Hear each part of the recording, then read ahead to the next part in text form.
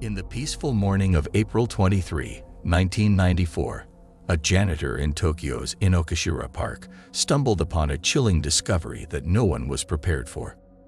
Picture this tranquil park: birds chirping, people walking their dogs, and cherry blossoms gently drifting in the breeze. It was here that a plastic bag, innocently tossed into a trash can, held a sinister secret. As the bag was opened, it revealed something no one could have prepared for. Human remains, severed limbs, and body parts meticulously arranged. The police were immediately called to the scene, and an investigation ensued. The bag was found to contain a total of 24 pieces of human flesh, including 2 feet, 2 hands, and a shoulder. At an autopsy conducted at Kyorin University Hospital, the cause of death was deemed unknown. The parts had been methodically washed and completely drained of blood, a task that required considerable medical expertise and access to a large water supply. To make the case even weirder, each piece was cut exactly to the length of 20 centimeters. Although a third of the body was never found, including the head, the pieces were identified 3 days later as belonging to a 35-year-old architect named Saiichi Kawamura. Kawamura lived less than a mile from the park and was last seen on April 21st. He ate dinner with his family that evening and afterward went out to karaoke with an old coworker. He left his friend around 11 p.m., but never returned home. His family reported him missing the next day. The fact that the dismembered body parts were all cut to a specific size suggests the use of an electric saw, possibly wielded by someone with a deep understanding of anatomy. Numerous theories circulated about the motive behind this horrifying act. Some believed it might have been revenge after a breakup, while others speculated that Kawamura was part of a religious cult and was brutally murdered after trying to leave it. However, the most plausible theory pointed to the involvement of an organized crime group with the resources to carry out such a meticulous attack. Eyewitness accounts only added to the confusion. Some claimed to have seen Kawamura being attacked near his house. Others reported suspicious behavior in the park. 2 mysterious dark figures were seen walking in the park and carrying a plastic bag around 4 a.m. on the day Kawamura's body was discovered, but they have never been identified. The investigation team interviewed Kawamura's friends and acquaintances and more than 37,000 suspects. They also searched Kawamura's room, but found no concrete leads. Despite the initial media attention, the investigation eventually lost momentum. Tragedy struck again with the China Airlines Flight 140 crash, diverting the media's focus. The investigative team dwindled as officers were reassigned to handle the 1995 sarin gas attacks on the Tokyo subway system. Ultimately, the statute of limitations expired in 2009, leaving the case unsolved. In 2015, a man named K came forward with a shocking revelation. He claimed to have been mistaken for Kawamura multiple times due to their physical resemblance.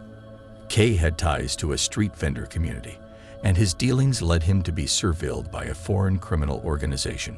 He believes Kawamura may have been the victim of mistaken identity and that his own life was at risk. To this day, the Inokashira Park dismemberment incident remains one of the most bizarre unsolved mysteries in Japanese history. Despite multiple theories and the emergence of K's story, the truth behind Kawamura's tragic fate still remains concealed.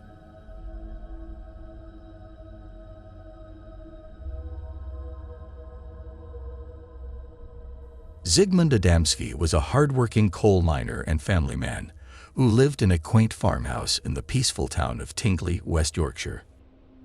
On the fateful day of June 6, 1980, Zigmund began his day like any other, tending to his garden and enjoying the simple pleasures of life. Zigmund left his home in the early morning to run a few errands in town. Little did anyone know that this would be the last time they would see him alive. Zigmund's first stop was the local grocery store, where he carefully selected the items on his list, exchanging friendly greetings with fellow townsfolk.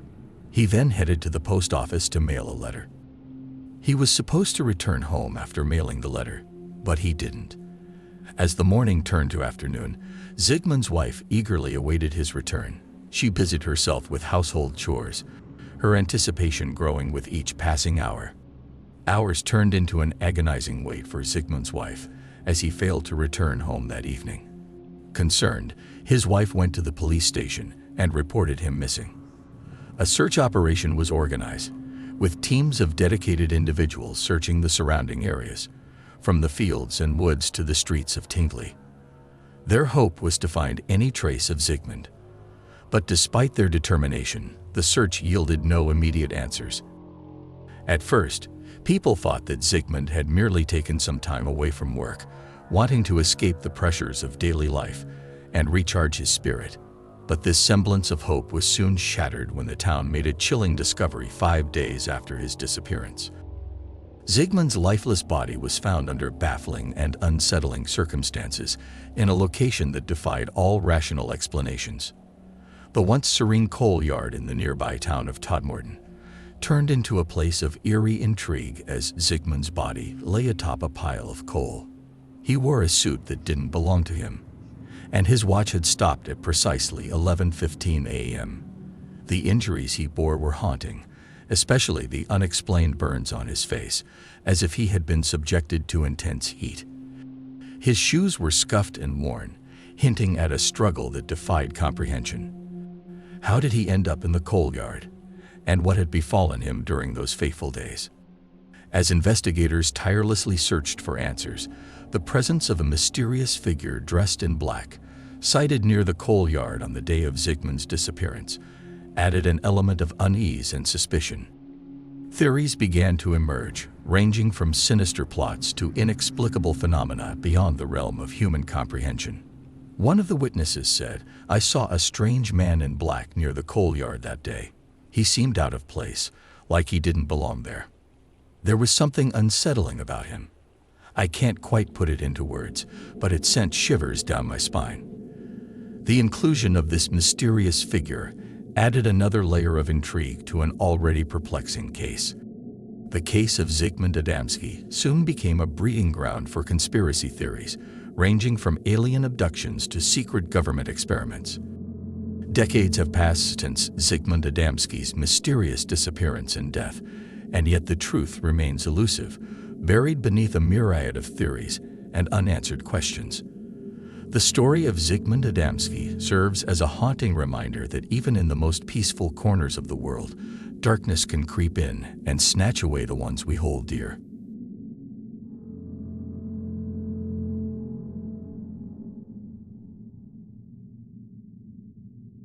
It was a regular morning at the Kazed Amoco gas station on Highway 80 in Dawson County, Nebraska.